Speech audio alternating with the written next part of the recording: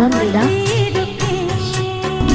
இந்த காதல் பொல்லாதது, ஒரு காவல் இல்லாதது.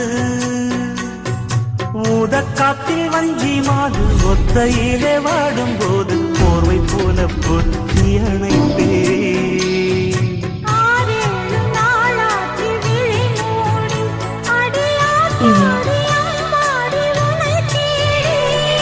நீதானே மானி என் இளஞ்சோடி, உனை நீங்காது என்று